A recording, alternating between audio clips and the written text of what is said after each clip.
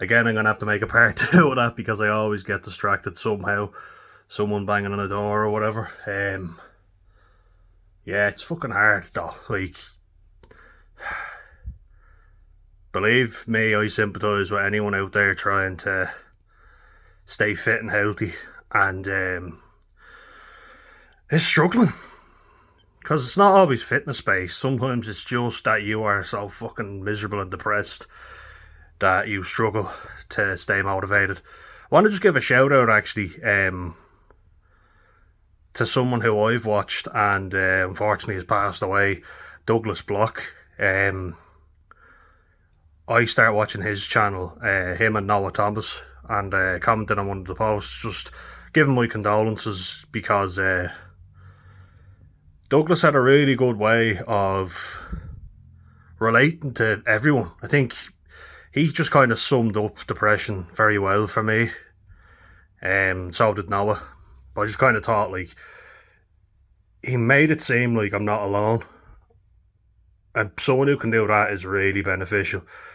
Because they just let you know, look, there are people out here going through the exact same shit you're going through with completely different lives and completely different backgrounds. And that's kind of important to know. Not kind of, it is important to know. Like, it's very important to have that. But it's something that will really help you out because you know, shit, I don't know this person. I have nothing in common with them necessarily. But they get it. They know that it's not just I'm being weak or lazy. You feel like there's a weight on top of you pushing you down. There is, quite literally, when I'm doing my bench press, but it's kind of like an added weight, if you know what I mean. And it makes it hard to progress, like I said. Progression is difficult because, like, if I get really bad depressive spell, be out of the gym for 3 or 4 months, that's literally it. And I'm not being funny, I will go back, try and work out, and I'll feel worse. I won't feel any better. Sleep is off. You know, I mean, you do have to try and keep on top of that yourself because I used to just be really bad, and I still am. Like, I'm not going to say that I'm not, but I'm cutting down on caffeine because it just keeps you up, you know, and then you're tired the next day, you need more caffeine, so watch the caffeine. Just be careful with it. It's something that you need to just watch. Not good, you know. Keep an eye on it. And one thing, like with Noah Thomas, that I like that he touches on, and I can relate to with him, that would be alcohol addiction. So I want to just kind of touch on addiction in general. So another gratitude thing that I'll say is I'm really happy I never got hooked on like Class A drugs. I've taken Class A drugs, but I never got hooked on them. I guess because I did a project in college on cocaine and all the negative side effects, so I guess my eyes were kind of open to it. And I felt like a bit of a hypocrite if I was to go off again and take drugs after learning what I did learn. So I hope that if anyone wants to know, I'd be happy if you message me. I'll let you know what I figured out and what I think a lot of you'll probably know when you're choosing to turn a blind eye to it, which I think we all do. But like, what really affected me, like guess I became addicted to exercise, which seems like a good thing, and it is in many ways, until you crash after overdoing it and you've got no more energy reserves left. The negative addictions were obviously alcohol, energy drinks was another one, and I think those two relate to each other because if you're out drinking and you want to be exercising and you're addicted to exercise, you need something to give you that fake kind of energy, which is why I had like the 4 pack of Monster in my locker all the time in school. And like, Jesus, I was whacking stuff into me, like 2, sometimes 3 cans of Monster. And then, Jesus, I don't know how I'm still alive. 4 cups of coffee. Like, my caffeine intake was insane. But at least I became aware of it. And then gambling. Gambling is something that I was definitely doing too often. And anybody else relate to this, right? This is an interesting one, and I watched a couple of interesting videos. Paul Merson's was one where I kind of thought his documentary on Netflix.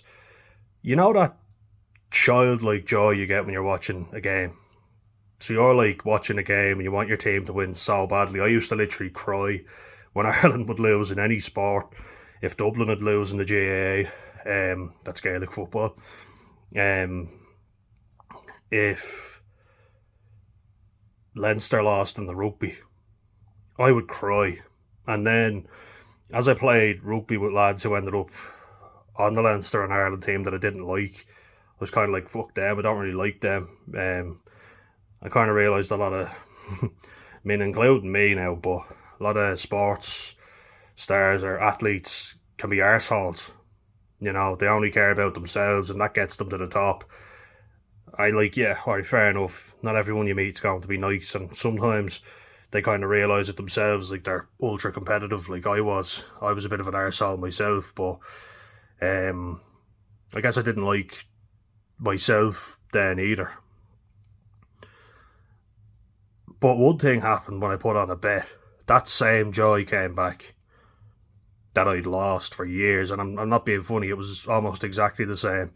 You know, that joy and that excitement that you get when your team is playing when you're young, and the elation when the bet wins, and the absolute agony and just that deflation you get when it loses. And more times than not, you lose. House always wins, as they say. Um, and that was the case for me. But if I won a big bet, I was there thinking, great, I won. Did I stop? No. It's like, right, more money to gamble away. And you get into debt again. You put more money on to win all that money back. You win the money back, and then what do? You gamble all that away. So even the winning isn't necessarily the addiction, because if you were addicted to winning, you'd stop after you won, because you're going to have more losses than wins. And I have a friend like who has gambling issues. Like, I won't say his name, but he came to me in tears, like, after losing, and he said like he came out with a loss of $5,000, and I'm kind of like, fucking hell. But that was kind of an eye opener that this could happen to me. And then being in the pub with a few of my mates watching Champions League, we said, oh, let's go put on the bet, you know, and you're drinking, you're having a laugh, you feel really good. The bet comes true. Oh, what a bet. Oh, what bet are you putting on today? Oh, that sounds like a good bet. Yeah, let's go to the pub and we'll look at our phones. And like Ireland Ireland and the UK, it's insane. I was only talking to my cousin from Holland, and he was saying how amazed he was with all the betting ads that are on the telly over here.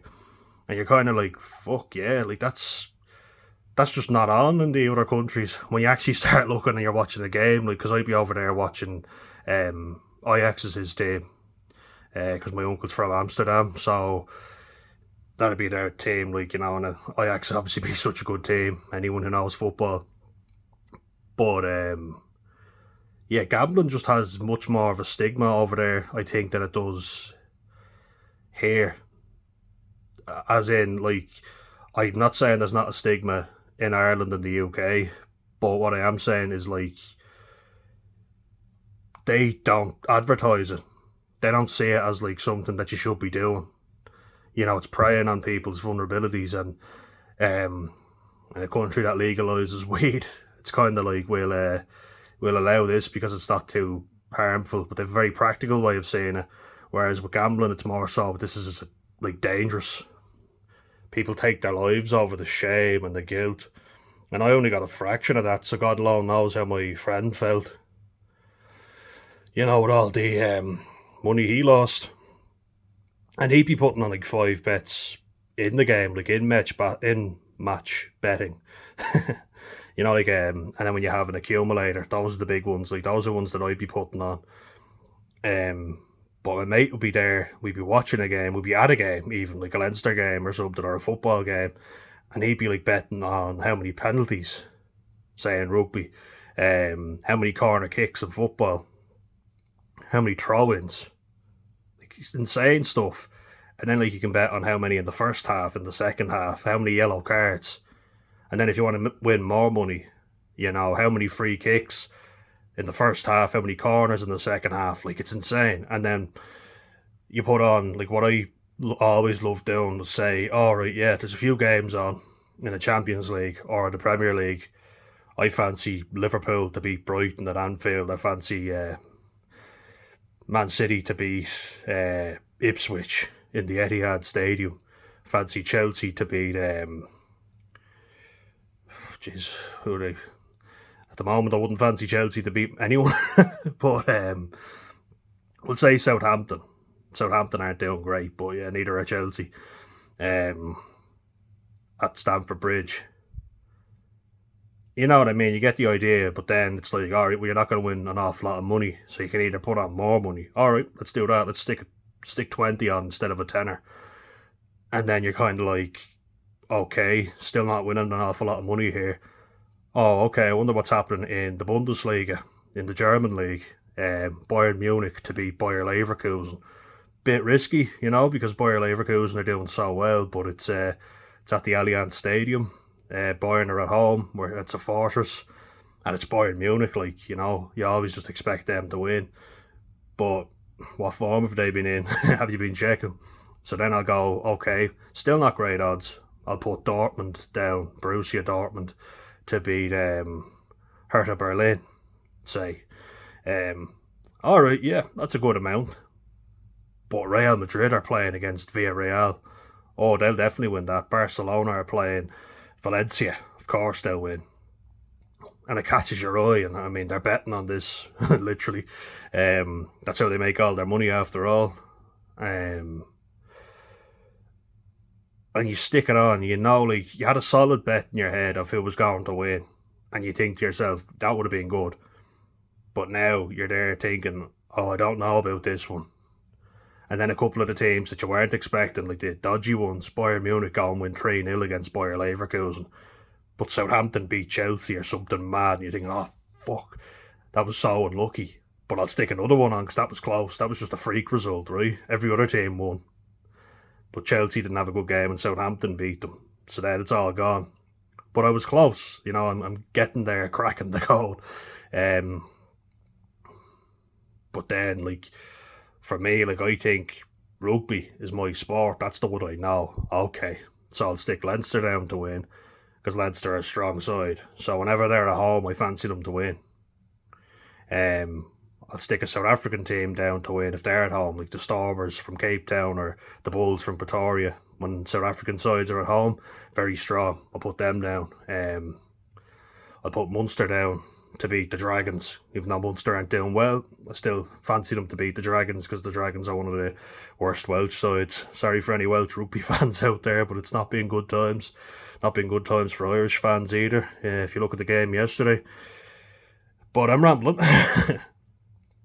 I'll finish it just by saying, so you put those games on, you think they're a short day, but then not an awful lot of money on them either. So you start looking at the Aviva Premiership in England, which I haven't watched in a while. I know English rugby, I know the English players, but I don't really watch English rugby. But I think I know Saracens will win. A couple of teams have gone to administration, actually, which is kind of mad, like London Wasps and London Irish. It's not good, is it?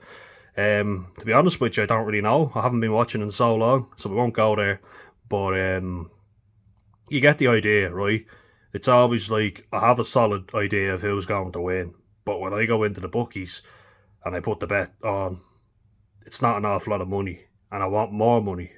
So I think, okay, I'll put this on. This is a short thing. Okay, that's not going to work either.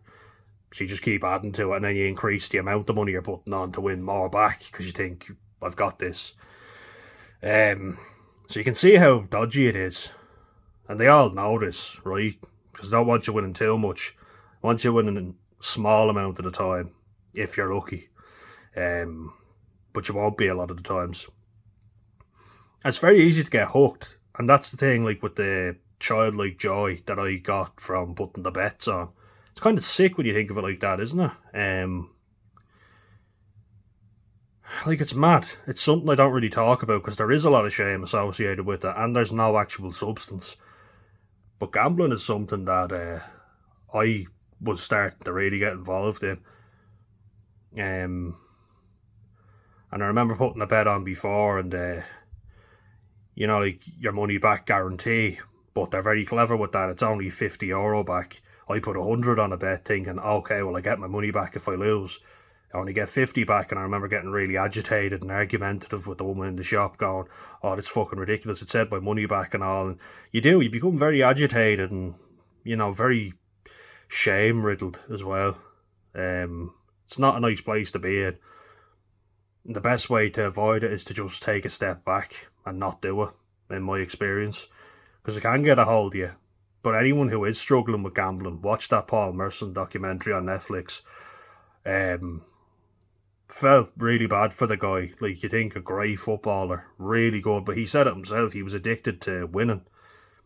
Playing was his thing, and then when he wasn't playing, the bet, that's what gave him the huge elated feeling.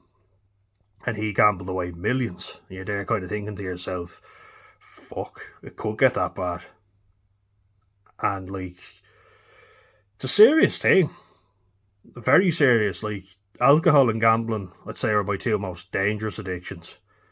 Obviously, caffeine's not good, but it's not going to kill you unless you're, like, drinking 20 cans of Red Bull. Well, no, even less than that, I think, will cause you serious problems. If you're doing it every day, yeah, like 5 cans of Red Bull, you're playing with fire there. But if you drink as much as I was drinking, you gamble as much as well, those feelings of guilt, which I mean is all impacting your dopamine. You know, you're all getting that hit of dopamine. And when a bet comes true, you're like, oh yeah, I've made up for that loss. I'm addicted to sport, you know, I'm doing the exercise. That's a good addiction. What if you get addicted to winning? You know, you're kind of like, if you want to win everything, when you don't win, you're such a nasty person to be around. You're horrible to people. When you don't get your own way, I think you become quite selfish in that sort of environment. That's one thing I didn't like about myself, how serious and aggressive I was when I was playing sport and trying to get somewhere. Very argumentative. Like, I can be argumentative now, but I'm kind of more like, I want people to enjoy it. Coaching is obviously something where you can't be an arsehole. You got to be nice to your players and just kind of go, look, yeah, let's try this, let's try that. You guys want to enjoy the game. We want to make it an enjoyable environment. So good. You can just become obsessed and so wrapped up in your own head. I didn't like how I was, being honest. So maybe that's why a step back from sport was needed. It's taking it less seriously, you know. I was always at the mindset of, I have to be in the best team or there's no point in me even showing up. And that's not a good way to be. So then you got to fill your time with other stuff, because if you got an addictive personality like I do, free time means time to give in to your addiction. And that's why I made the video earlier, just talking about how it is good for me to take up my time with something. I like the courses that I'm doing, looking for full-time work again, more relaxed, because when stress comes in, that's when I start reaching for cigarettes, for alcohol. And like, I don't even like smoking. When I'm relaxed and not stressed out, the thought of smoking makes me feel sick. But when I'm stressed, that nicotine feels wonderful. So good. Like, if the lads are going out for a smoke, I feel like a spare part if I'm just sat around doing nothing, staring into oblivion. They offer me a cigarette. Oh yeah, sure, of course. That makes sense. Like, the thing is as well, I get burnt out now, so I'm getting back out there, I'm going to courses, I'm going to coaching. And, like, I can overdo that because I'm trying to get out of my own head, because it's such a shit place to be a lot of the time. And then I get sick, I get a cold or something, because I'm travelling up and down to Dublin, 2 hours, you know, of travel, doing the coaching. Then I'm travelling all around Wexford doing my courses, which make me feel really good. And I think I need them. But sometimes I have to take a step back and kind of go, look, I don't want to get sick so that I'm not able to do any of these. And stress definitely makes me get a fever, and I was signed off from college for a whole week, and I'd been going to the gym, studying, going to college, going to work, getting up at like 5:30 in the morning. Felt like, oh, I'm being really productive. sick as a dog, not getting up till 1 o'clock in the afternoon because I was dying sick on antibiotics. So you see where like that obsession almost came in, where I was trying to keep myself always doing something. That's an addiction in itself. Um, and obviously alcohol is an addiction because feeling so low in self esteem, which you do. I mean, a lot of alcoholics do. Don't know if I am an alcoholic, but I definitely have a problem with drinking. In that I have a tendency to overdo it because I'm so anxious around people. I want to just be more relaxed, and I've had a lifetime of stress to deal with. So yeah, I want to calm myself down and shut this fucking head off. You know, just want to chip away at that and get those horrible thoughts out. And alcohol does that for the time, like in the present time. It definitely numbs those negative thoughts, but they come back with a vengeance, don't they? And as for the gambling, like that was me searching for that childhood joy that I lost, because I think with the professional era of sport as well, it's not as enjoyable, you know. And I never thought I'd have a not a bond, but I never thought I'd relate to a woman in her 60s, but I did.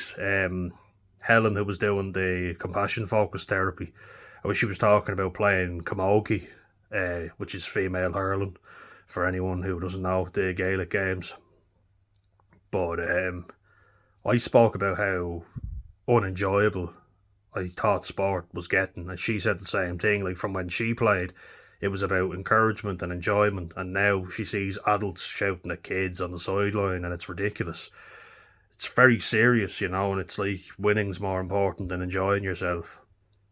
And I don't think that's the case. I think you have to enjoy it. What's the point of me in there?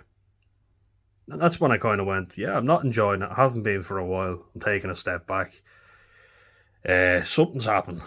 Anyway, you know, everything's too competitive, I think. It's good to be competitive in certain ways, but not to the point where you literally cheat to win. And I've seen teams doing that, um, which is not good. And then, like, being in that ultra addictive sort of environment where you're playing rugby and then afterwards you're drinking heavily, you're actually betting after games, because that was something as well. Like, we would come up to the clubhouse after games, having played hard, you know, maybe joking about a fight we got into in the game, thinking, you know, trying to be macho men in a fake sort of way, and just like talking about it and laughing.